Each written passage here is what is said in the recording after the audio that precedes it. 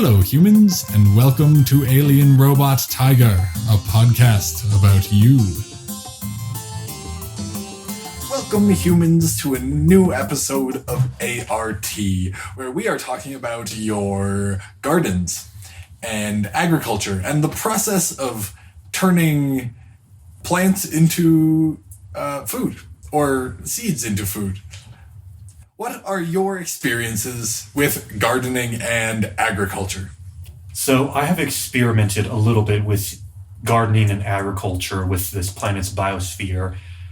I've been pretty terrible at it. The big difficulty that I have is the plants stay still when you put them in the garden or in the field or wherever you're trying to grow them. And with my experience, I'm used to plants that move around and do things, and having to deal with a stationary organic entity that I need to grow in the soil has just been a troublesome thing for me to do. So I haven't tried in a couple hundred years, but perhaps I could be encouraged with some of your expertise to give it a go again. That is such a funny thing, because I also had a terrible problem with stationary, caring about the livelihood and the details of a thing that doesn't move. As an obligate carnivore, I'm very attuned to how and why and when something is moving, and earthly plants do move, but very slowly, and I have learned from various teachers how to garden, but it was certainly quite a learning curve to sit and stare and observe and contemplate the health of something that isn't running away from you. I agree. When I was given a small pot of roses many, many centuries ago as a gift from some humans that I saved from a were-jackal that was terrorizing their village, sometimes I interfere in human affairs when I feel it's appropriate. I woke up the next day to find that the pot had remained where it was and that the plant was still there, and I was very confused. I thought it was dead because I am used to seeing plants being somewhere else in the morning when you've woke up and they've been doing their affairs. How about you, Robot? So there's kind of a precondition that people, especially the sort of people that form new companies, get into. Those people tend to be starters. So they have great ideas and they want to launch this thing. And often they'll have elaborate, long-running, long-planned-out plans without doing any tests. So I had this problem with plants because I had a company called Zucchini Hammers, and I had everything planned out from growing, production, harvesting, marketing, packaging, all of that stuff. And then after taking some money that I'd made various ways that I won't elaborate on now, and doing some seed investing, someone said, well, how do you make zucchinis into hammers? And I thought that was kind of obvious because the company's name was Zucchini Hammers. So of course it obviously worked. And then I tried it, and plants in general interacting with iron, which is usually the stuff you're hammering, turns out a carrot hammer, LLC, not a go. Tomato hammer, fruit hammers, not a go. Pumpkin hammers, I have found no fruits or vegetables or even animals. Those were even worse. Fox hammer, not a go. Rabbit hammer. Have you tried a turtle hammer? I did, and they last a little bit longer than, say, like squirrel hammer, but still interacting with nails. Nails are tougher than any fruit, basically any agricultural grown, produced object is not suitable for hammers. So all of that money, all that time and effort just went to waste. I mean, it's not completely to waste because I learned what not to make hammers out of. And it turns out the actual hammers they have now, relatively optimal for their purpose. But I thought you could have organic hammers, and that would be a whole market people wouldn't think of. Indeed. Well, having organic tools in general would be useful because you wouldn't have to hold them. They could just follow you around as you go about your daily business. They could maybe speak to you, have conversations with you if you were lonely. I think there's a lot to be had out of organic hammers. I'm looking forward to seeing what your future entrepreneurial endeavors will be. Well, actually, it was going to be an LLC where we made carbon composite hammers because then they could be organic in the chemistry, meaning carbon-based. Indeed. And so then you could have organic hammers. You just don't let them know that you're talking chemistry, not, the bio-food label. Did you try wooden hammers? I feel like there's some woods that might be at least fairly appropriate for hammering. They're decent, but again, compared to a conventional steel or iron hammer, I don't think the organic label was enough to bypass the rapid failure and depreciation of the tool. So this was your only experience gardening or with an agricultural endeavor? What did you do with all of the fruits and vegetables that I suppose, did you, after the zucchinis, you just bought fruits and vegetables to test because you didn't want to go through that whole cycle again? Well, then I made BioPaste LLC and took all the remains from the failed fruit hammer experiments and packaged those up. But again, turns out the food industry is highly competitive and it was crushed. So it was short-lived and you lost some more money there, attempting to turn a failure into some sort of success, but it was just failure squared. Too bad. I thought that soil and silver would have a glorious future. Soil and silver, is that like where you liquefy old dead people and feed them to people? Or is it liquefied younger people for older people? Is that the product or the marketing angle? I feel both of those companies could have a great marketing power behind them. And both could solve different problems in society.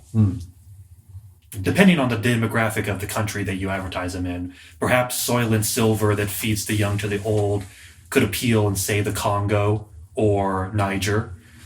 Or the soil and silver where they feed the old to the young could work well in Germany or Japan. Though, then again, in the Congo, you mostly have young people. So it would be a tough sell having them volunteer to be liquefied and fed to the small group of old people. It's one thing about demographics is, especially in democracies, is whichever age group has the most people tends to win, and things shift towards them. I think we've drifted away from gardening. Hello, humans. Do you take Petrosudopharma chronophyll but are experiencing the nasty side effects? Try xenopharmapropine, guaranteed to remove up to 99.9999999% of side effects from Petrosudopharma chronophyll. Now available over the counter at most corporate-owned super chain stores. Life is already difficult. Don't make it any harder on yourself.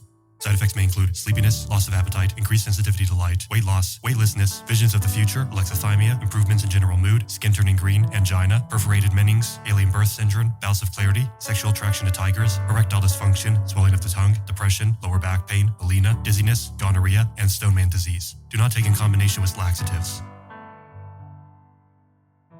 Besides limited personal experience with gardening, what are your impressions of human gardening? The track record, the history, pros, cons, demonstrations of excellence? It seems like most things humans do, they do it, and if it works, they do it more. And how you know you've reached the limit where it won't work anymore is they do it so much that it collapses, and collapses societies with it. So in the history of human civilizations, generally they collapse from one of a limited few ways. It's actually remarkably hard to destroy a human civilization. They're fairly sturdy. Indeed. But one of the few ways you can do it is famine. And generally how famines tend to work, if you have an area that has a pretty stable ecosystem, then you'll expand and you'll pretty quickly hit the boundaries of expansion.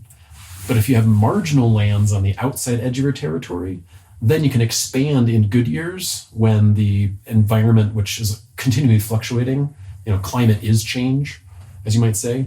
So when the climate changes and gets a couple degrees warmer or a couple inches wetter for a period, then you might have people go up into the foothills or the edge of the swamp that is, maybe it's hotter so the swamp dries up, or maybe it's cooler and so the grasslands go out into the desert a bit more.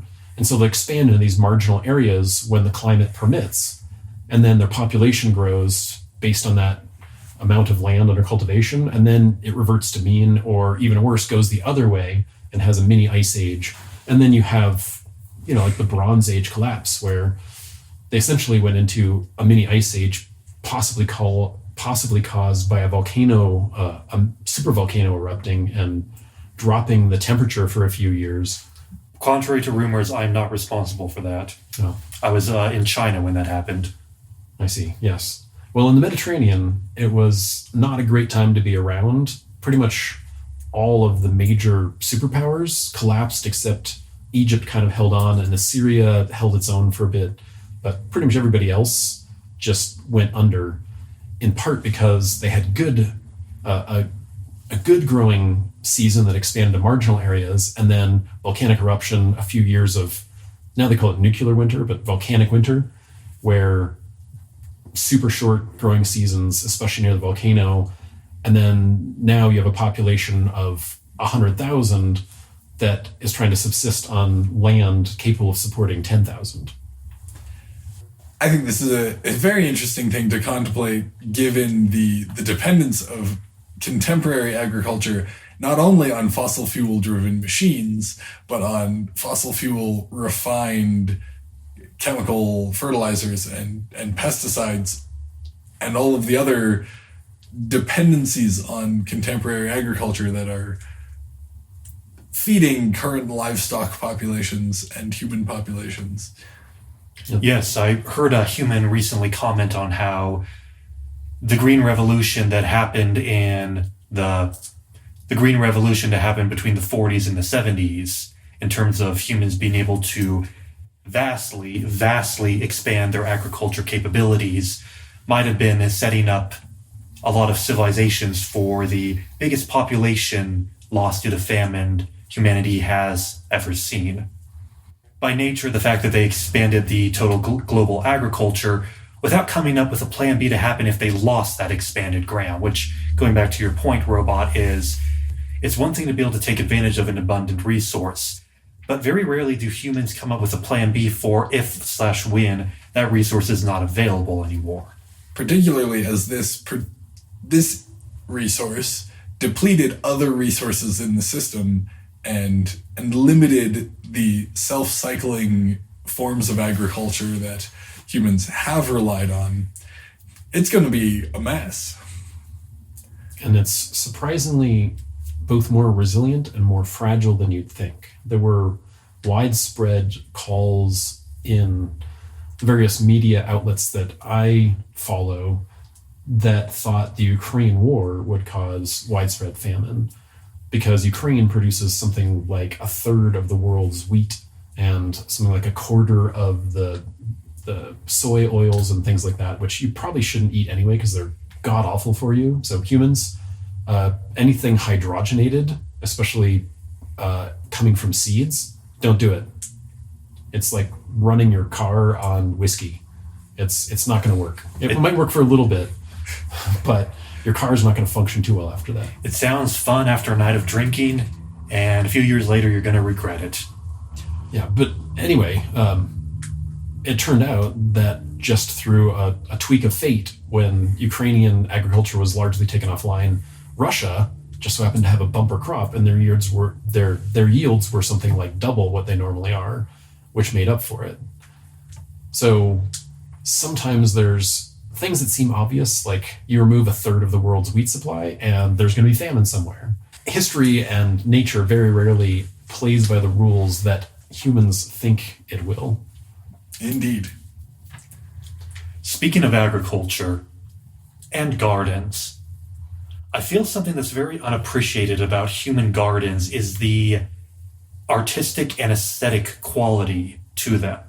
For me, I almost feel like humans have been unknowingly participating in an art form for thousands of years and not truly even knowing or appreciating it.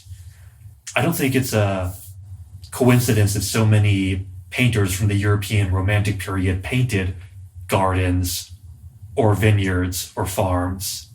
How long do you think that trend has happened? Because I think it's a fairly contemporary one that people have forgotten the beauty of gardens.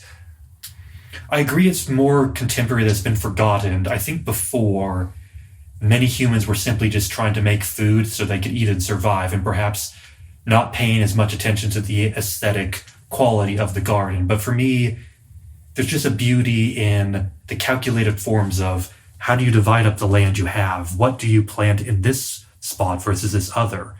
Depending on the soil you have, it will decide what plants you can grow. Different plants in different combinations will, for one, look different. Their colors and their shapes shall combine and complement each other differently. The type of food they produce, and therefore the nutritional intake that the humans have from them, will be altered. If you have a garden made out of potatoes and Chinese cabbage, the nutritional content is going to be very different from one that's made out of zucchinis and eggplant.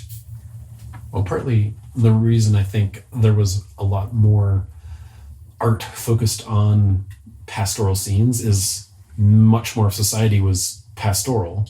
Since most people in the world now live in cities, the appreciation of farms is low because there's only, say in the US, there's something like less than 1% of the US population is actually farming. And that number's been still going down as they get more commercialized and automated. So if you went to, say, 1900, then you might have 2/3 of Americans still working in farms, or 2/3 of Europeans, or 80% of Russians and 90% of Argentinians, whatever, are still working on farms. And you go to today, even in places that are in the developing world, still Argentina might have 40% people working on farms, to pick a random number. And so the people who find beauty in that, aside from maybe a quaintness of, oh, look at that, that's different from what I see. It's not all gray and concrete and automated and wires and all that. Industrial, yeah. But for most people, they seem to want art that is somehow familiar, or that they empathize with, or reinforces what they already like. Or perhaps art that also romanticizes something that's mysterious to them. If you lived in a city, or you were going through a period of early industrialization, you might not have much contact with the pastoral agricultural land. But maybe you've seen it once or twice traveling around, but you don't know much about it. It's very deep, mysterious, so they tend to romanticize it through paintings and stories. And I feel that trend has almost accelerated in recent years, perhaps with greater urbanization, as you mentioned, that the agriculture pastoral land has taken on a new mythic quality in this modern world, kind of in the same way when the early industrialization period started, there was an explosion in agricultural romanticism. Part of it too, I think the way you look at nature will change too. If you're a farmer, then nature is not often your friend. You're not generally going, oh great, there was another tornado, or... But you are doing, thank goodness that it rained, thank goodness that it sunned. But and the wind and everything, you're dependent on and closer to the problems with. Right. So there's a connection with it, but it's harder to romanticize it when you just had hail kill your corn. You don't go, oh, nature is this virgin mother goddess that we're despoiling. If you just had hail mean your family is now going to starve or have to go to the city or become migrant, you're going to have less reverence for this mythical nature thing that's all good.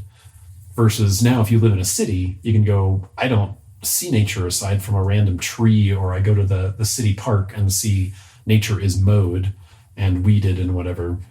And you complain about thistles and dog poop and things.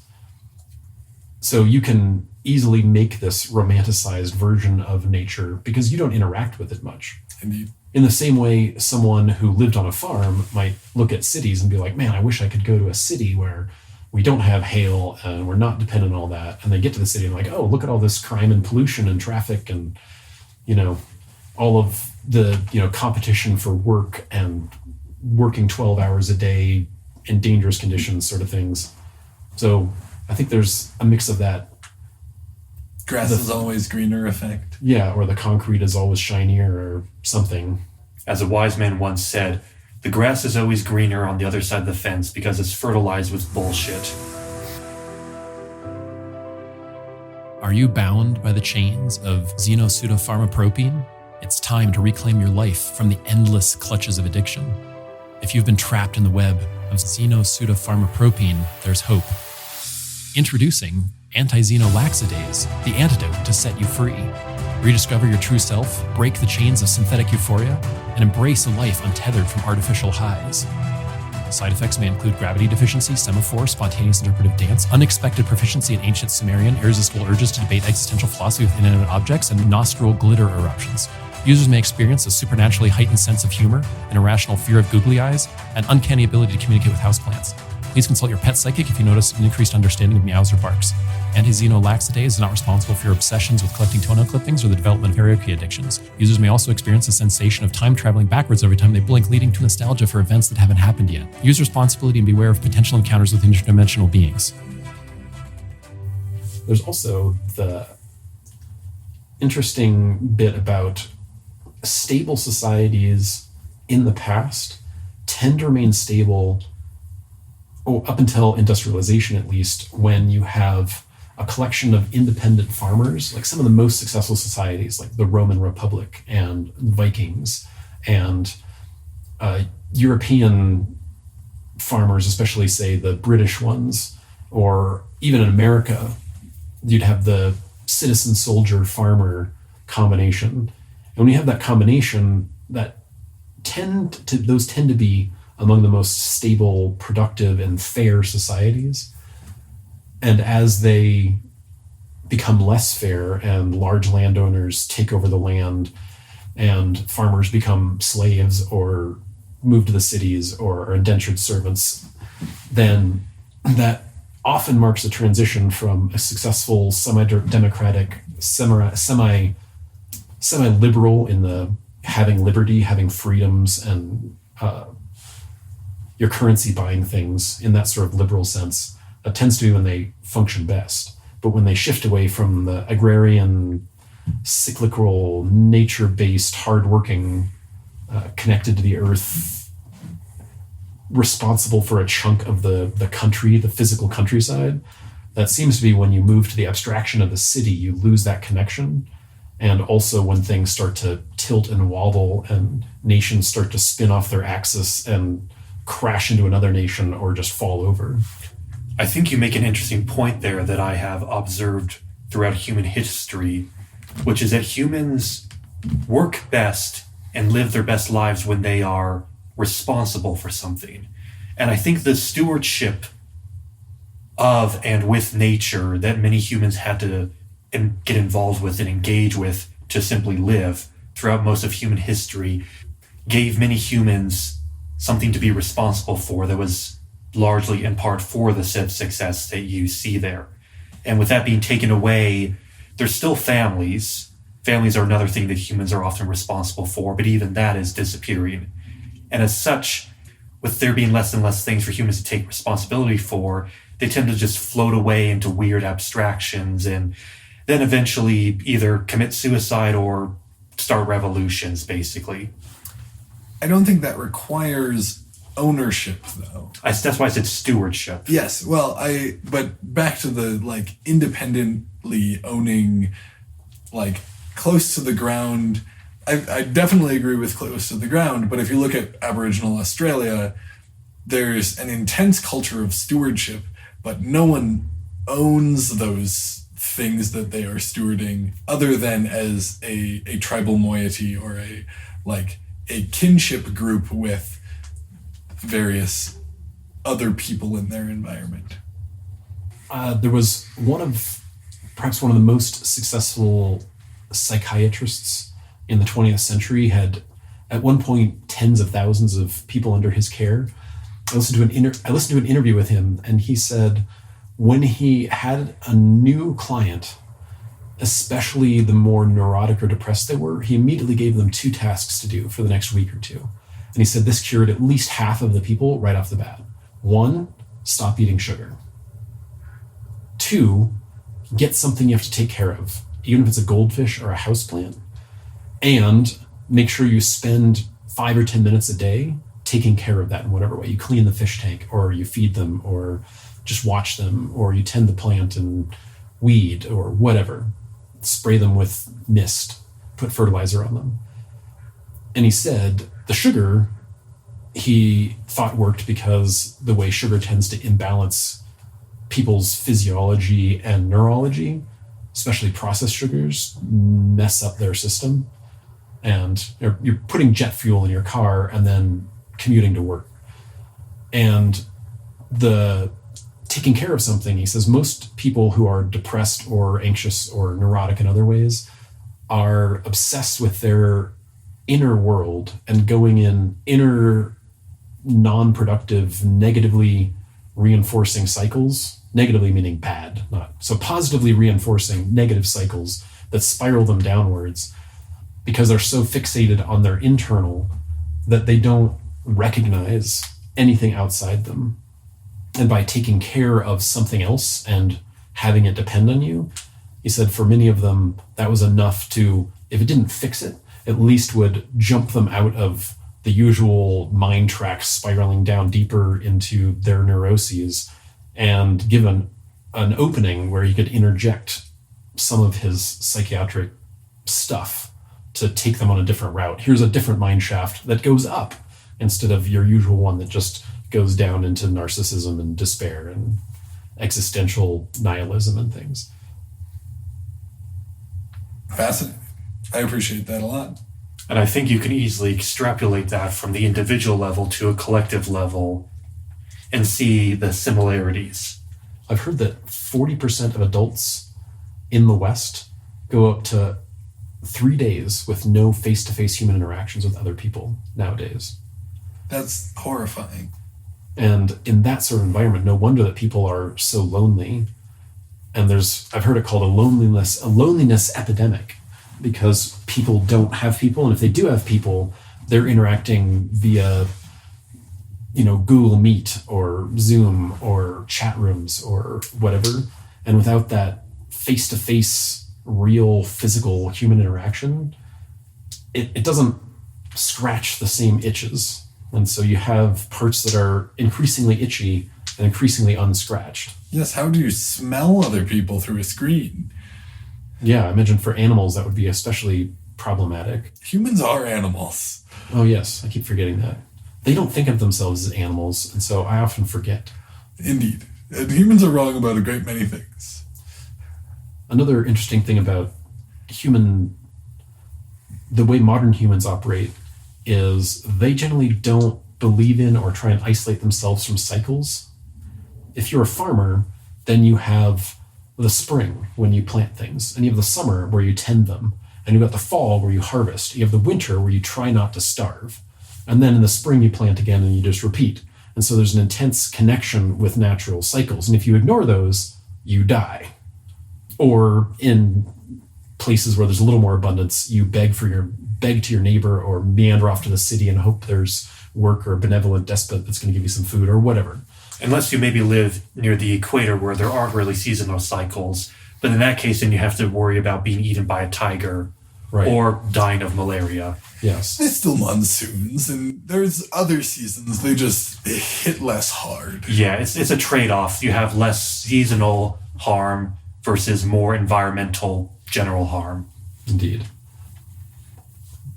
But in modern times, they try to do whatever they can to insulate and isolate themselves from cycles, including the belief since the Renaissance of linear progression, where time and human activity is like a ramp that goes up towards some sort of utopia. It might be a technological or a cultural or a religious utopia, but they're no longer on a wheel, they're on a ramp.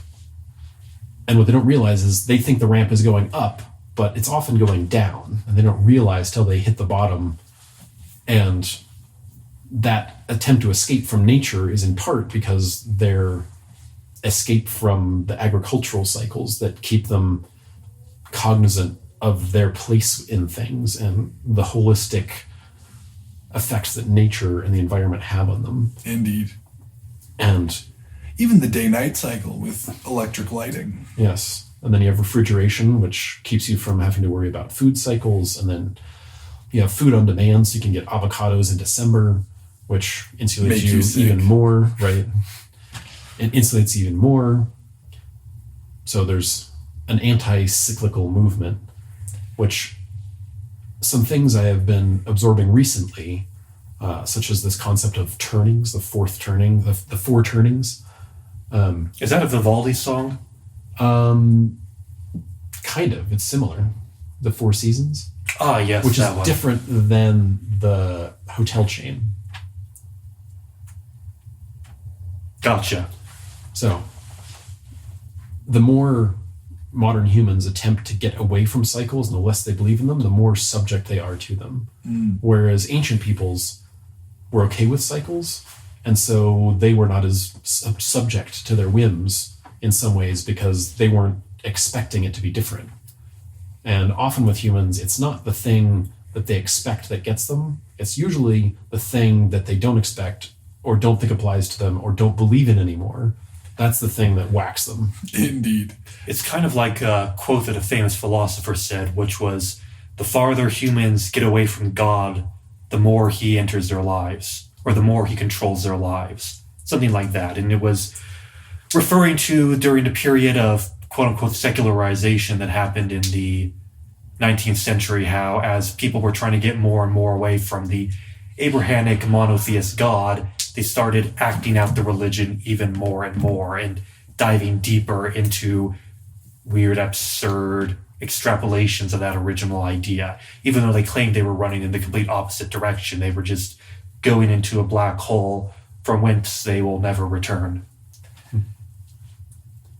It is hard to grapple with something you don't believe exists, especially if it's still affecting you. You can not believe in something that isn't affecting you and it doesn't make much of a difference. Like, disbelieving in a god in a country you've never been to, worshipped by people you've never met, is not going to affect your life much. But disbelieving in the god that created, or that the believers of this god created the culture you live in, it's hard to grapple with the costs and benefits of relationship with that deity without carefully navigating your belief. And you can even have the point where you might have a psychiatrist which says astrology is 100% garbage and then will tell you have seasonal affective disorder. Indeed. Which is, of course, governed by celestial objects and the movement of the planets around said celestial objects. Speaking of deities and agriculture, Tiger, what are some of your favorite agricultural deities you have encountered in your travels across human societies? More abstractly, I really love the corn god cycle, or the gods that respond to the turning of the year with a very visceral metaphor of death and rebirth. And don't ask me whether Christ counts because he is reborn in the spring. I don't know. But Osiris and John Barleycorn and perhaps Persephone, if you haven't meditated on how the seasons live in these gods and how that same cycle lives in you, I would encourage you to. That's right, humans. Go find the inner corn god within you.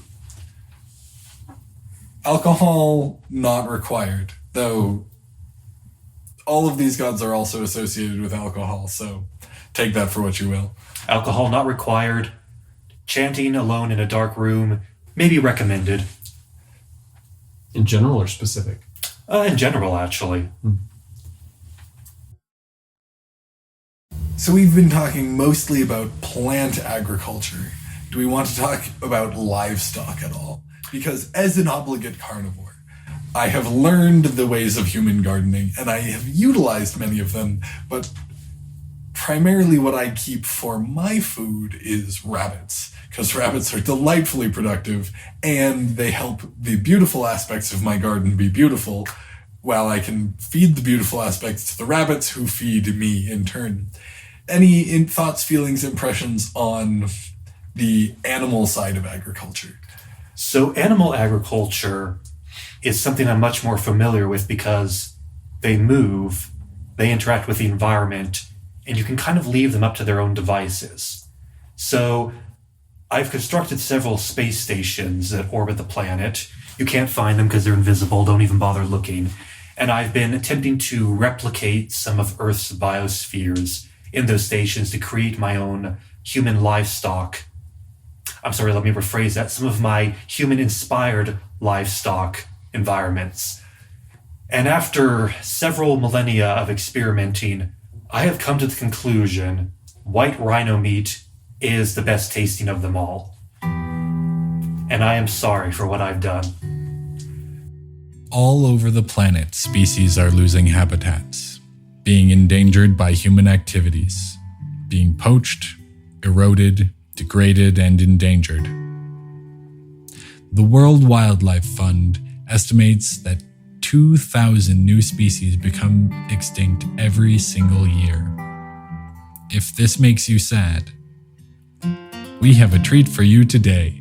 We at Tiger Joe's are releasing a brand new line of flavored meats: pangolin flavored pork, Hyrola flavored goat, white rhino flavored beef, and more.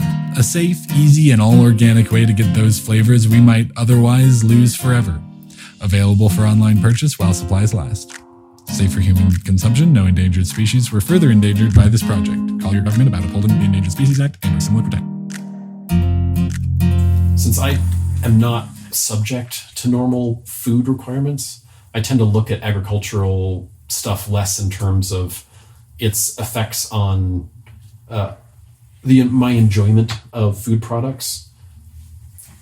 I could eat biofuels and organic oils, but generally the synthetic ones are much tastier. I mean, maybe I'm a snob or something, but give me a good 10W30 over some, especially hydrogenated oil. Not good for machines either. I wouldn't imagine so. Yeah. Do you prefer the more sweet oils or the heavier sour oils?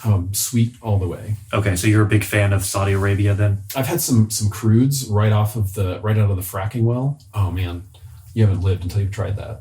We got to try that sometime. Yeah, you should go to North Dakota sometime and just, take some shots straight out of the well. Oh man. All pass. Take a few shots before you summon the buffalo god. I'm down for it. But one of the cycles of history tends to be you have agrarian stationary societies that develop, grow into power, fending off nomadic barbarians until they reach a point where they've grown big enough, corrupt enough, centralized enough that they are teetering under the weight of their bureaucracy and elite class and staggering around under the trembling legs of the massive, unhappy lower class. And then some tough, hardy barbarians, nomads, living off of horses or cows or whatever. The Fremen, if you will. Sure. Ride in on their sandworms and crush Rome. Or the Turks or China or whatever. And that tends to be a cycle where agriculture good, agriculture too good, society gets weakened by having things too good, hard, tough nomads come in, wipe out, take over, set up a new regime, and then run through the cycle again. Yes, and they never, agriculture doesn't stop being good at that point. Like, the agricultural base is still functioning more or less the same. Like, some of the middlemen may have been killed in the process, and maybe that means their taxes go down for a little while, or maybe the new people are greedier because they think money is cheap or food is cheap because all they pay for it is blood, and their taxes go up a little while. But in any case, the people doing the primary production, their lives don't change too dramatically unless they happen to be right in the way of the horde. But that is a cycle of history focused on the ruling class. Which is what most of history, to be fair, focuses on. Indeed, and that's why I always try to bring up the little guy. Because most of the interesting things that happen in history happened in pubs when we were all drunk. And I have been to many of those events. And many of the people listening to this are not the movers and shakers in history. They won't care if the powers that be get replaced with new Mongolian invaders. Neo-Mongolians. I like it. Mongolia is still a place. Indeed. And one of the things, too, that you bring up implicitly with that conversation is the geographical locations of agriculture, because agriculture is it's a self-replenishing resource, but you can't move it around. It's like there's these stationary wells. There are these stationary wells of life that are located around the planet. And whoever controls those wells, if we want to bring this into the conversation of human civilization as well, full pun intended, has some major advantage by holding these geographical spots. For an example, anybody who controls the region whoever controls the region around what is modern day Istanbul always ends up becoming the head of some massive empire. Likewise, anybody who controls the area of what is now southern France will have immense power, and such across other areas around the earth. So it's interesting how the geographical aspect of agriculture and its effect throughout history and various cultures and populations groups is a very fascinating subject in itself to go into. And I've heard it put that you could say that humans rule the planet, but another way of looking at it, if you talk about the spread over an amount of the Earth's surface, then wheat essentially rules as much or more than humans do. Or if you want to put another animal, you could say cows, because they have made themselves useful enough to humans that they have spread all over the world, even to places where they seem marginal. People will try and grow them because both of those, cows and wheat, are fairly sturdy and can handle fairly diverse climates. And humans like them so much that they will breed different strains of them to function at the edge of a jungle or in the edge of the savanna or the tundra or whatever. Wheat is definitely one of humanity's... The cultivation of wheat is definitely one of humanity's top 5 major innovations. Particularly, it does a good job of doubling down on the aspect of a plant where you drop it in the ground and you just leave it, and you come back 6 months later and it's grown.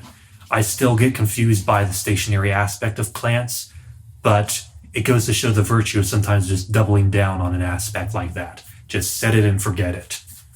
And empires have risen and fallen because of that. And you can thank the cultivation of wheat on the cult of the dead and the Osiris cult. And with that, we will leave you for now and catch you for more cultivated discussions in the Coda. Ciao. Feederzane? It says Feederzane? TTFN. Thank you for listening to Alien Robot Tiger. If you've enjoyed the show, please consider joining us on Patreon for bonus content and private Discord access. Yeah, that makes sense. Lemon curd.